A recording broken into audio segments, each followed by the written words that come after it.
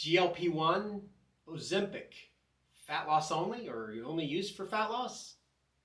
I want to talk a little bit about GLP-1. It's a hormone. What does it do? And why do we talk about Ozempic so much? Is there a good natural alternative? How does it even work? So basically your body has a sugar response called insulin. When you eat something like a donut, your bloodstream sugar spikes, your body produces insulin to bring that down. So let's be honest, you don't just have a hyperreaction and explode because you just have more and more sugar in your system. Over time, if we eat high sugar diets, our cells have receptors all the way around them. They stop receiving insulin. They actually kind of become gummed up. But like most things, even if you work out all the time, you become kind of resistant to the way it felt the first day. This is how insulin becomes resistant. Your body becomes resistant to it because it no longer receives insulin to lower blood sugar. And as we know, blood sugar does a lot of damage in the body, to the heart, to the blood vessels, to the brain, and definitely to our hormones. But it also is part of our fat gain.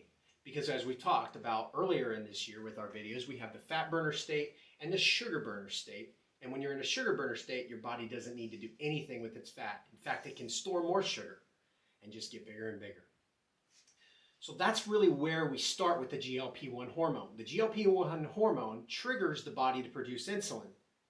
And so what Ozempic does, and we'll call them just GLP-1 medications because there's about 6 different name brands, you might call it.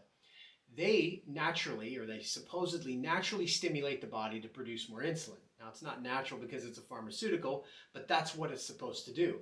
It stimulates the body, the GLP-1 hormone, to produce more insulin so that your body can more quickly react to the sugar. The second thing it does is it allows for you to feel satiety or fuller.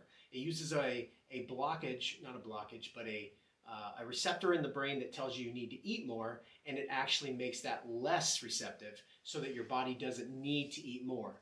Also, when your insulin drops, you don't need to eat more. You don't have that need. That's why when you eat, say, a cereal for breakfast at 10 a.m.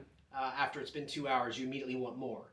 It's a need for your body to constantly be in the sugar state. So by reducing that and reducing the need to eat, it reduces your need to eat and gives you a fuller sense, which means you won't eat as much. Number 3 is it slows digestion. Allowing your digestion to work slower means that your body then also still feels fuller. So that's what a GLP-1 medication does. Now, is it healthy for you? Well, we don't really know. It's been around actually for a very long time, the GLP-1 hormone stimulators, but Ozempic craze, as we call it, or as I call it, has really taken off, but we really don't know the long-term effects. You've probably heard the Ozempic face, which is where people look really hollow, almost like their skull with just some cheeks on it. That's because they're actually losing many of the muscles, or their muscles are reducing in their face. So it's an indication that long-term use of a GLP-1 medication is going to reduce your muscle health. Because remember what we've talked about in the past, there's many numbers out there, but it's something like 2 minutes is all it takes for your body to burn muscle. 20 minutes is what it takes to burn the same amount of fat. So it's only logical that if you're not eating, that your body is then going to eat its muscles.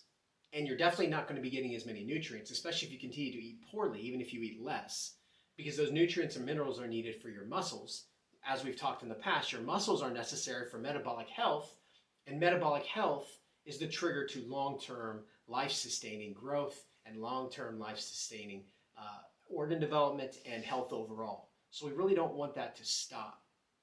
But it appears that these GLP-1 medications could be causing people to become what's called skinny fat, which is their muscles are going down and they're losing fat, but they're not creating an environment where they're metabolically healthy because they're losing their factories in their muscles. So that's the negative. Now, is there anything natural that can be done?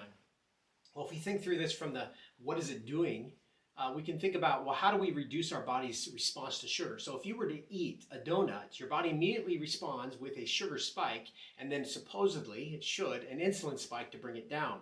But what if you ate protein first, any protein source? As the first thing on your plate, you eat the protein.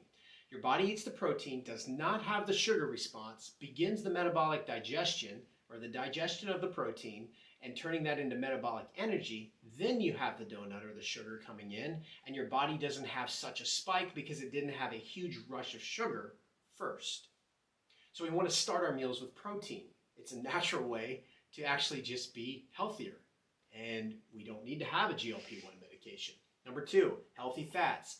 Healthy fats are necessary, like avocados and olive oil and fish and omega-3s, which we talk about a lot here, because hormones dissolve, many of them, not all of them, dissolve in natural fats. Testosterone, estrogen, they dissolve in that. So if you eat a fat-free diet, a no-fat diet, or you don't have healthy fats, synthetic fats instead, your body isn't dissolving the hormones, therefore it's not even being able to receive them. So it's only safe to say that if without the proper fats, then your body is going to be irregular and imbalanced anyway. High fiber diet. High fiber prebiotic diet, I would prefer, prebiotic foods. These are foods that begin to ferment essentially in the stomach, and then they create a healthy bacterial biome. The high fiber is necessary to move the carbohydrates through the digestion properly. Many times you'll hear people say, well, you can't be a carnivore, which is just all meat or all animal products, because you need fiber. The reality is you don't need fiber if you're a carnivore, because fiber is necessary to break down and move carbohydrates, which are hard for your body to break down. But in the light of most people not being a carnivore, the high fiber is necessary to move the carbohydrates through the digestion so they're not immediately turned to sugar, which we're right kind of back to the sugar problem. Berberine. Berberine is a natural health supplement. We do sell here at Magnolia. We do present to some clientele. Berberine is a natural insulin responder, or stimulator.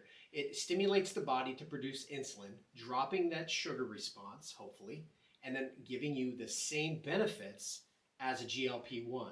Now, the GLP-1 as a medication is going to act in a greater way. It's going to have more influence, but it's also a prescription medication.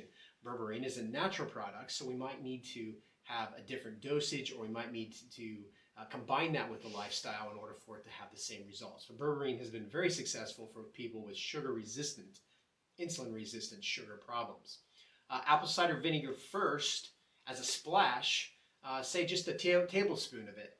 When you drink that, it's a natural sugar response. The body has a natural insulin response, but it's not like a donut, which is just imagine a waterfall of sugar coming in versus a small amount. So the apple cider vinegar first stimulates the body to begin to produce insulin first at a small amount. Then if you were to eat your protein, then your sugar, your body would have a more balanced response to the sugar intake.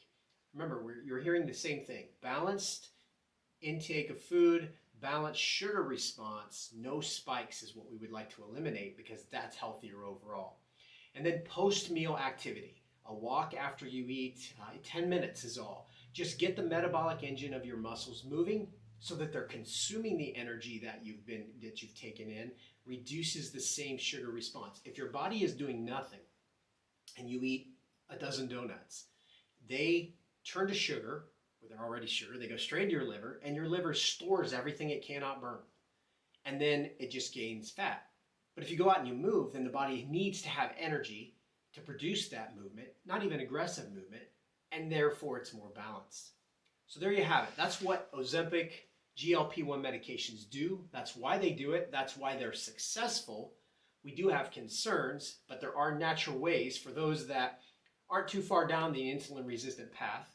We want to start with the lifestyle and the natural means, including the berberine, and we want to see if we can influence your insulin response and your sugar reduction through your natural means.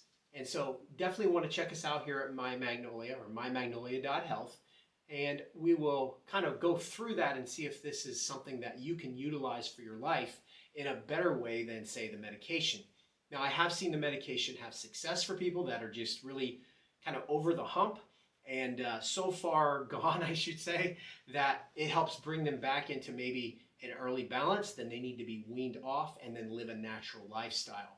And some people are already insulin resistant, and we do not know the long-term effects of GLP-1s, but it continues to help them live a healthier life. So I never want to recommend a medication here at Magnolia as the first path, but there are successes to it, so it's not something to throw out, because we do use science and natural health here at Magnolia, but we're always going to lean towards natural lifestyle and supplementation first, because that's your own body living and producing what's necessary.